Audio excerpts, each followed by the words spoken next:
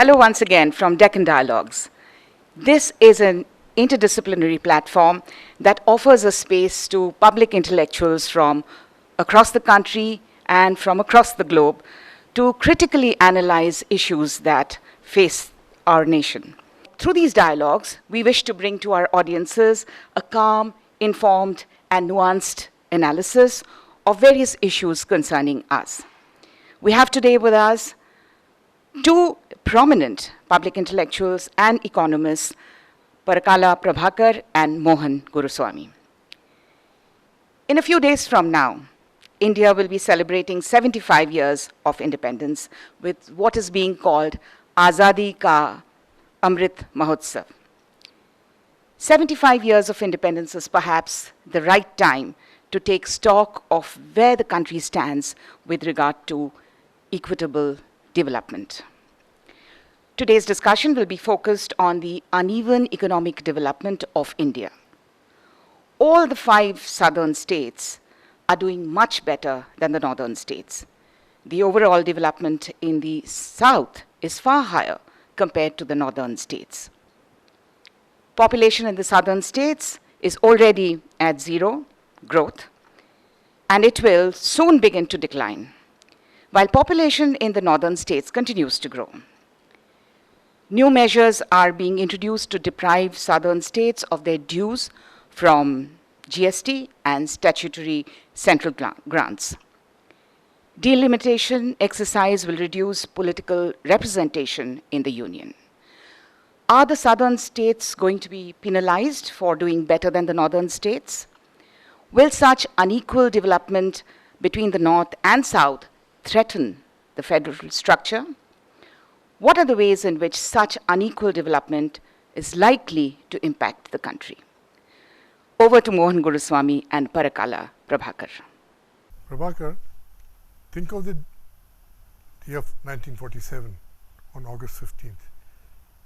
The country we got was very different. It consisted of princely states, big and small, some as big as the colonial power itself and bigger. We had presidency, directly ruled states, British administrators, ICS, and today we are a completely differently structured country. But the basic linguistic, cultural differences between the regions still continue. So we've become linguistic states, therefore cultural states, now with increasingly with separate histories as we discover our histories. So we're bound to be unequal. Even those days the regions were unequal. Princely states were more exploited theoretically than the presidency states.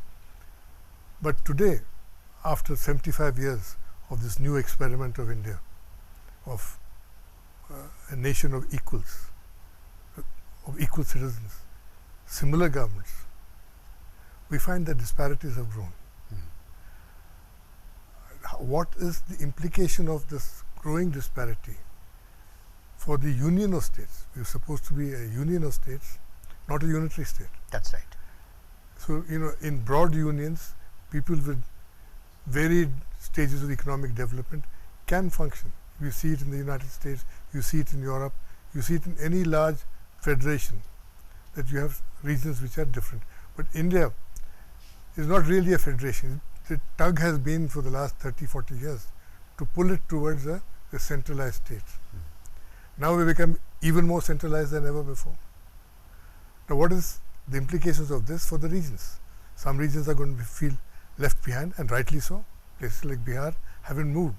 Bihar in 52, after the Appleby report, was judged as the state with the best administration. True. And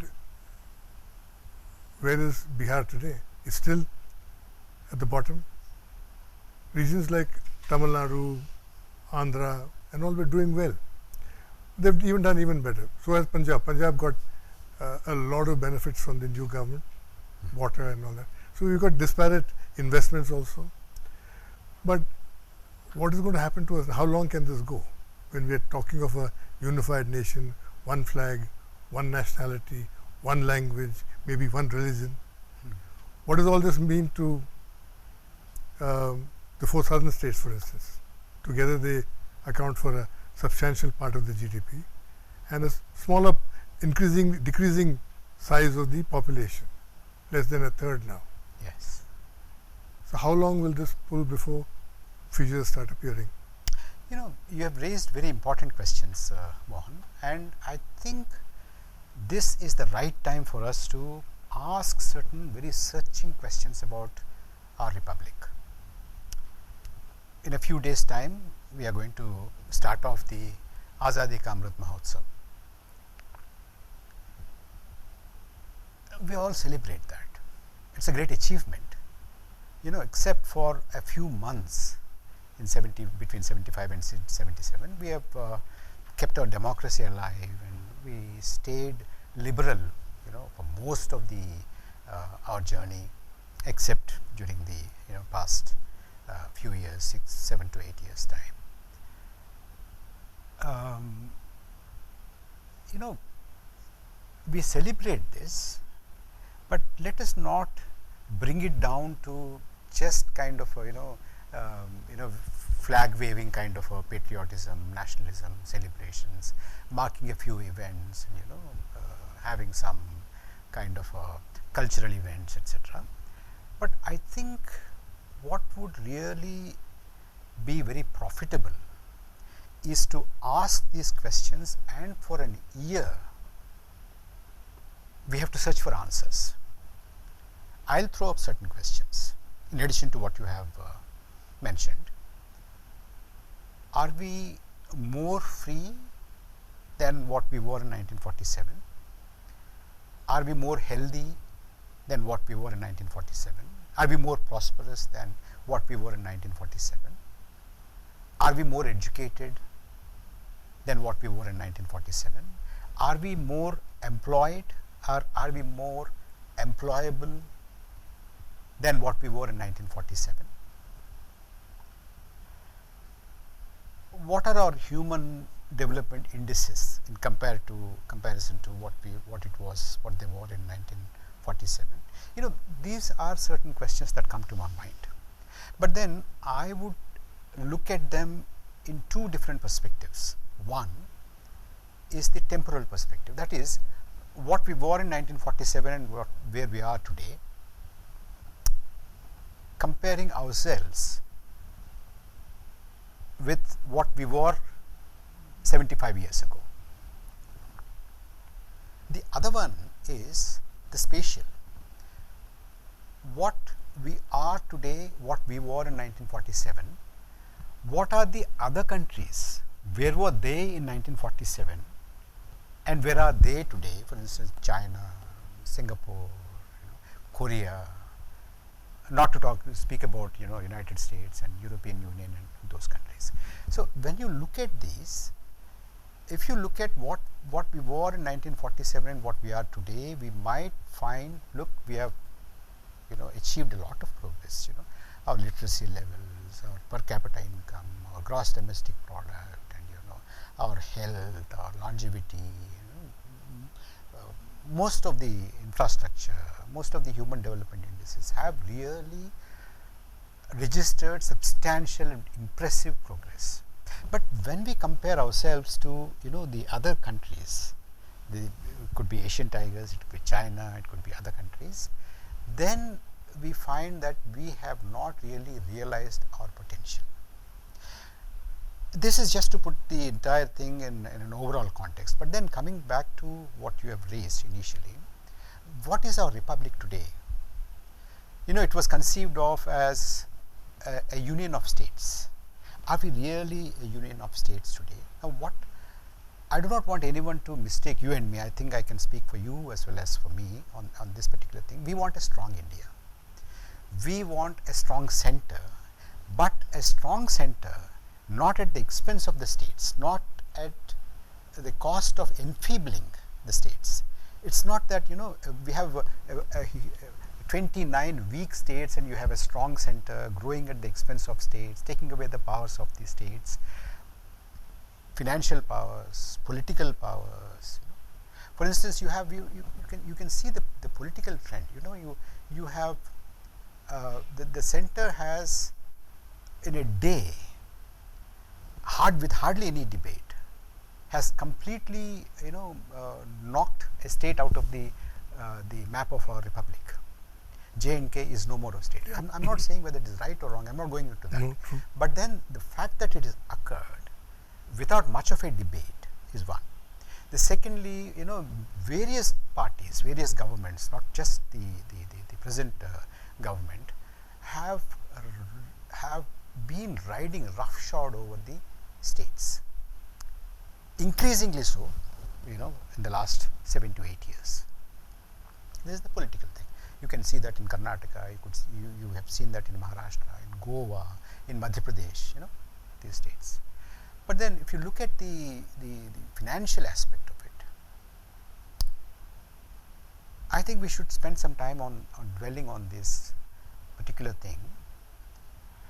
Especially, generally the central government today has about 65% of the tax revenue is raised by the center, but it is the states which incur about 60-65% of the administrative costs, administering the country, delivering these programs, etc., etc. But their capacity to raise resources and to raise taxes is very limited to about, say, 30%. So it has to, the state has to depend on the center, its munificence, its generosity. Now, when you look at that, that is where the center is squeezing the states, all the states. When all the states are being squeezed on the one hand, but as you said, if you look at the southern states are squeezed much more than any other states. For instance, the kind of loss that the southern states have incurred as a result of the 15th Finance Commission, except Tamil Nadu, all the other southern states, the four southern states, have lost their revenues very, very substantially. This is one thing that is happening. And the other thing that is happening is that, the states are now in a position to plead, give us our GST dues, give us our, Grants. devolution which we are entitled to as revenue deficits, centrally sponsored schemes, and then the divisible pool, you give us more. I'll come to that in a while. I'll give you some data also on that. So, on these counts, the southern states are in a real big squeeze. And recently the statement that is placed by the Kerala Finance Minister in the State Assembly had very clearly showed how the center is really manipulating the states. Absolutely. They have taken away 30,000 crores Yes. in this year's budget. Yes. So how is the state going to fend for itself? It's got all kinds of problems. Yes. Of course, it's India's most developed state, high per capita incomes, but that is because of remittances which come from abroad. State has done well, but you're penalizing it. Similar stories can be told about Tamil Nadu, told about Telangana, told about Andhra. So, the 5 states together are now under a different squeeze also.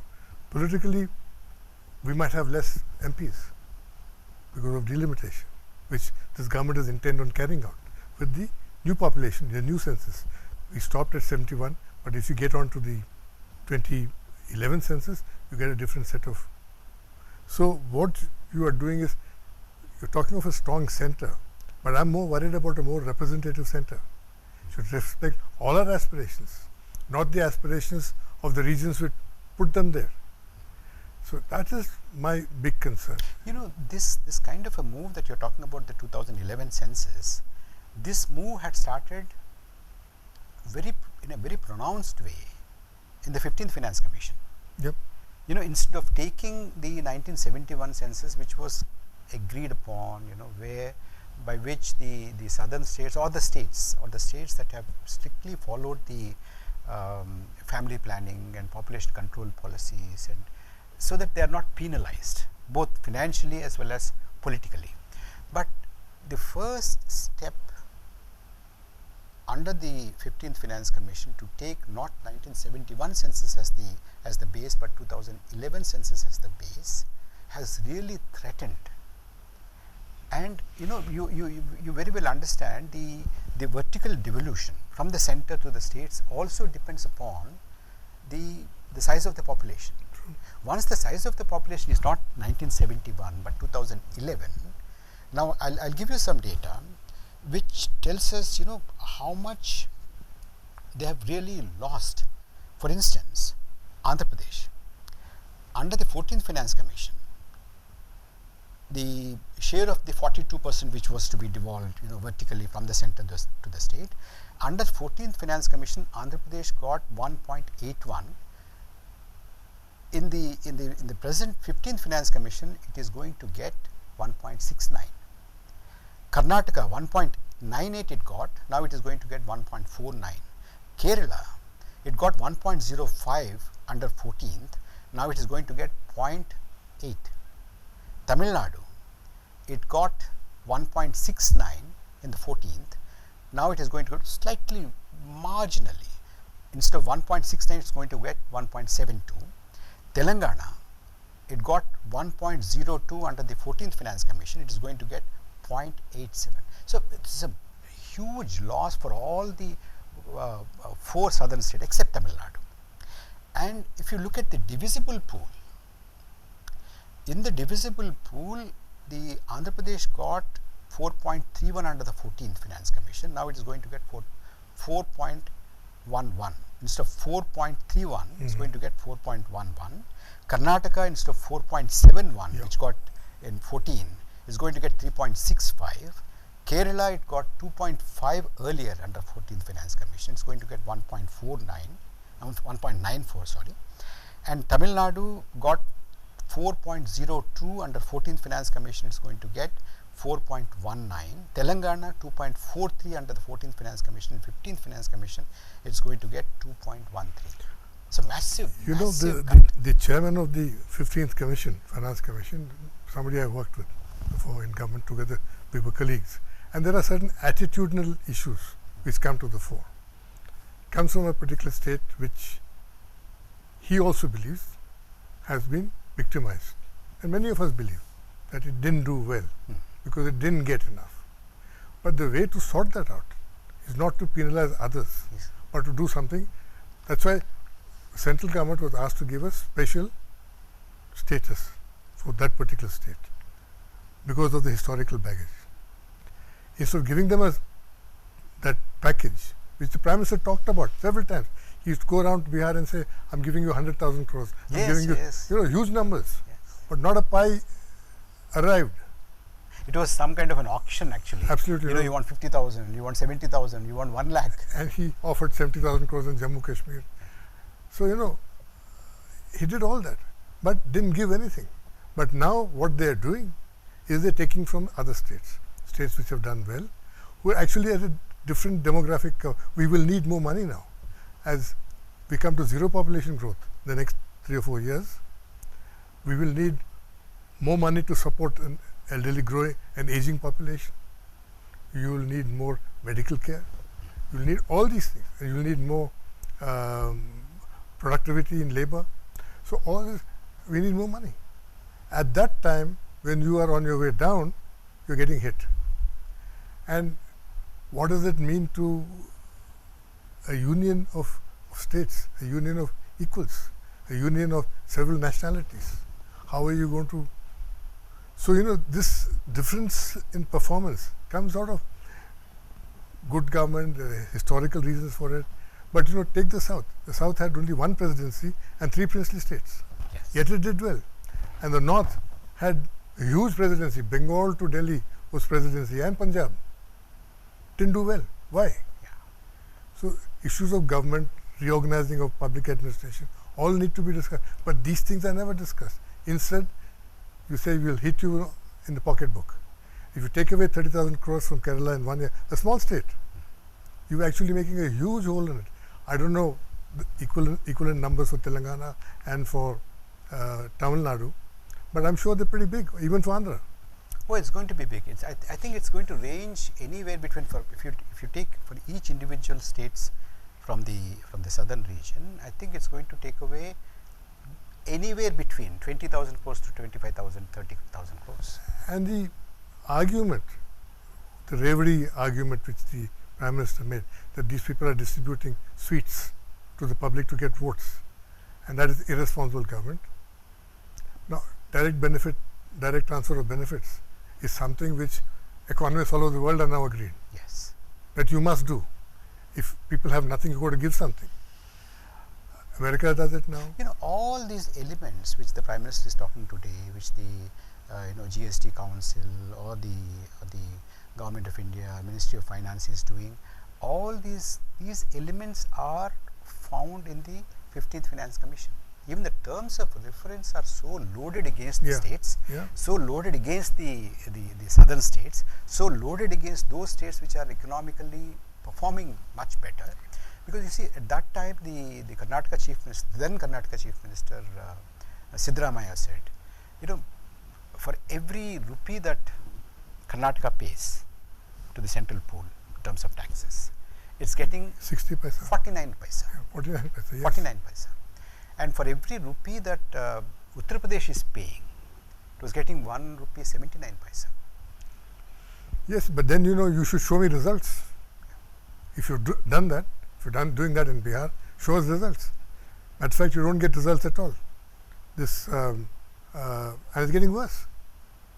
And are you going to pull us down with you? This is again the question which arises in the south. Many young people I talk to, they ask us, are we going to get more jobs in the army? Are we going to get more jobs in the military, in the government? All this is getting loaded against you. So we need to have a serious articulation about what is this union? How is it organized? How you talk about good governance and better government. Both go hand in together, and you got to reorganize. When things are not working well, you got to reorganize. And you can't have, again, another question. You have smaller states all around you, and 2 big states accommodating 25% of India. And that is also not good. It skews the balance. The union has to be balanced. You can't have somebody who's 25% the population and 25% of government, loading things in one direction. So I think we need to, on this anniversary, we need to talk about these issues. What kind of an India are we going to be?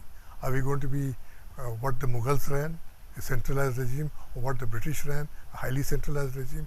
Or are we going to be more democratic? More democratic. What the Prime Minister those days, when he really actually took over, was a fresh Prime Minister who talked about cooperative federalism, Team India. The Prime Minister and all the Chief Ministers are, together as a team. But, over the years from 2014 onwards, if you look at it, that is getting watered down. There is a certain frustration which comes in the center of government, inability to do things because of your own structural failings or your own intellectual preparedness. And then you start flaying out that people don't cooperate, people are doing this. You create internal enemies. Now, look at how adversarial we've all become. MPs don't talk to each other. Parliament doesn't discuss. There are raids on political parties. Is this the way to run a federal system? A union? Chief Ministers don't receive the Prime Minister. Absolutely. In the past, there were Chief Ministers and Prime Ministers belonging to different political parties, but the constitutional relationship between a state and the center, the state functionaries and the central functionaries, were cordial. There could be very deep political fissures, deep political differences, but this kind of a animosity, this kind of a rancor, we didn't find that. And over the years, we have seen how governors have become troublemakers in states. Instead of holding their office with dignity, they get involved in small politics, local politics, and needle the governments of the day in the states. That also is something which we should be concerned about. The governor actually represents the state more than he represents the center here. He is not the center's plenipotentiary here. He is actually somewhere in between constitutionally. That's right. And Mohan, that brings me to this question. I want to ask you this question. Politically and financially, the present ruling party, does it have a cohesive idea of India, which is not very far away off the mark from the founding fathers of our republic? What kind of an India, what kind of a center-state relations, what kind of a republic, and is it going to be a unitary one? Is it going to be a federal one? That's what I worry about. I think the present dispensation has a very clear notion of what it wants India to be. And that is what worries me. It's not an expansive, wide notion of what India should be, a nation of many nationalities, a nation of many cultures, a multinational nation, so to say. But if you start seeing India as a monocultural, majoritarian state, then you're running into a problem. This is what I worry about. I think Prime Minister is very clear and his cohorts are very clear. They want a majoritarian state. They want a Hinduized India. They want one language. So Hindu, Hindi, and Hindutva, BJP, all this is going to be the political project, which is increasingly alienating, especially the southern states. The language question and the question about central controlling the finances of the states, and the question of imposing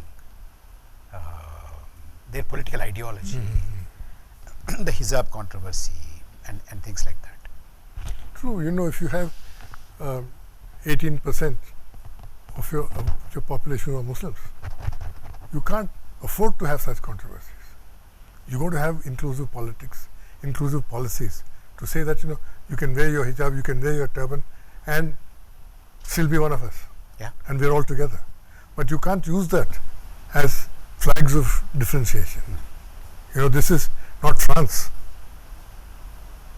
And these people who wear hijabs today or wear fezzes, they're not conquerors who came here. They're not even migrants, they're our own people. France, of course, can say that they are migrants. So we have come to a stage where your patriotism, your nationalism are measured, whether you sing Vande Mataram or not, whether you stand up for a certain song or not, whether you wear or do not wear a hijab or a particular religious mark, whether you pray outside or inside. This narrative is also causing, in addition to the financial and fiscal kind of policies that we see. History has shown us that jingoism always ferments hatreds, and jingoism, which masquerades as patriotism, is at the cost of other minorities, people who are different. And if you put all the other minorities together, they become a majority. You can't afford to do this. It's very difficult to manage a country even with 95% of the, like in China, 99% are Hans, but they still have problems. Regions are asking for differentiation. India has got a much bigger set of majorities. India can't afford it at all. And historically, let's be very clear, this India, this political India, administrative India, is a new one. Even Aurangzeb didn't go this far south. That's right. Tamil Khan was never with him. He sat at the gates of Golconda for 14 years. Ashoka didn't come this far. Akbar didn't come this far. The British were the guys who went from Bamiyan to Rangoon. Yes. They set up the monolith. And they also administered it very differently. It was loosely administered. They wanted control at all times. They wanted enough money, wealth, which they extracted amply. $45 trillion Yes. went out in the last 100 years. But where is the money going from here? The question is, if it doesn't go abroad, which region gets it? And whose pockets is And it similar lining? question arises, whose pocket does it go to? How is it that you have a Gini coefficient of 6.8? How is it that you have these silos Yes. of people with great wealth, and 73% of the growth in the last 10 years goes to 1% of the population? So these are questions we need to affect the union. And you see, on the one hand, you have the states being squeezed, as the Kerala finance minister has pointed out in his statement. On the other hand, you have about 8 lakh crore corporate debt written off. This is something which is alarming. Absolutely. It's not alarming, it's daylight robbery. Yeah. You're writing off debts. You're not saying that you restructure your, not one of these debtors has been restructured. Maybe one. But not one has been taken down and said, okay, you need a new management in your company, in your group, and repay this money, or you extinguish his assets and give it back to the banks. Nothing has been done. Matter of fact, you've written off debts, clean write-offs, and then you say you adjust the bank's books by increasing its capitalization without actually giving it cash, by giving it bonds, saying that we'll give you money when you need. So, but improve your balance sheet. So the balance sheet starts looking better, but in reality it's not better, Yes, because the banks don't have money to give. And then you're writing off debts all the time. But if you write off debts to 1 lakh crores to farmers, and you make a big hue and cry of it, what about 8.5 lakh crores here? That's right. You've written off. So whose money is being written off? Government is not writing off its money. Government is writing off. And those 8 lakh crores do not fall under the category of populist policies. Absolutely. If you give 10,000 rupees to an auto driver, 10,000 rupees to somebody who is below poverty line, that is being called as populist policies. Now they are wondering if the courts have also spoken about giving freebies. Who gets the biggest freebie in this country? Maybe the Prime Minister should tell us that. Yes. So, I was looking at the government version or the government spin, which is reflected in all the pink papers and all the mainstream media, as though everything is fine, hunky dory, sub changasi, all is doing well. We are growing well. We are one of the fastest growing economies in the world. But the point is this, Mohan, I feel you can grow very well, which of course is disputable and it's debatable. You can grow very well, you can have jobless growth. As is evident. It's very evident. And you still have June, July together, we have lost about 8 million jobs in this country. And we have not recovered the urban employment. Rural unemployment is fluctuating because of the monsoon, vagaries of the monsoon, etc. Leave that aside for a while. The labor force, labor participation ratio is still not at a desirable level. But the government's defense, what I found, it's more of an evidence of lack of self-confidence. I'll tell you why. Because even after so many years, after 8 years, it is still talking about, the government still talks about what has been in 2010, what has been in there in 2008, etc., etc. It is not able to confidently stand up and say, look, these are our achievements. This is the number of jobs that we have created. This is the number of industry that we have newly brought in. This is the growth in our exports. This is the kind of strength that we have infused into the rupee. These things are not talked about, which brings me to say that somewhere the government suffers from an imposter syndrome. They're just not able to tell us what their cohesive economic policy is, what their cohesive policy on the shape of our republic, the political map of India, what is the ideal relationship between the center and the states in their own mind? You know, yesterday I was on a show where my opposite side kept saying about economic growth. I said, that is the problem. Since 2000, we've been only looking at economic growth when we should be talking about prosperity. Prosperity has a different set of indices. You can get growth by enriching 1 or 2% of the people. But even that growth, Mohan, It's questioned. year on year, if you look at it, if you say that you're going to grow 7.3% over last year, but last year itself You went down 9%. you went down 9%, and with that kind of a low base, if you say that you're growing at 7.3%, it is still not matching up to the pre-pandemic level.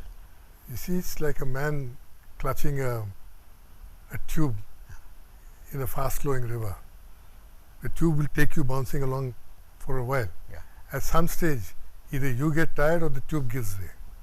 We're running down a river of no return if you continue like this. So, I feel, this 1 year starting from today, or starting from 15th of August, the entire country should debate on where are we, why are we here, why did we not reach the kind of potential that we would have reached and other countries have reached, where did we go wrong, and how do we fix this, what is the political costs of the kind of path that we have tread so far. Of course, it also paid a lot of dividends, what these dividends are, and keeping those dividends intact, how do we go forward, improving the lot of our population, improving the political culture, making the country more democratic, more free, better infrastructure, better civic services, better governance. Is our parliament more democratic than what it was in 1947? Anybody can see that. It's not. So, how do we make those structures? It calls for an attitudinal change, which I am now increasingly of the belief is not possible in the present dispensation. So, either we wait for a new dispensation or you expect a hard change within the cabal which does all these things and gets a sudden broad. After all, the same party had a different vision. Exactly. In 1996, in 2000, and the language was different. It spoke of a more benign and more conservative India. That has changed. Now we become a radical India. So I think, one will just have to wait and see. I don't hold out any magic wands here. But discuss we must. We must. Discussion is democracy. Yes. And that is not happening.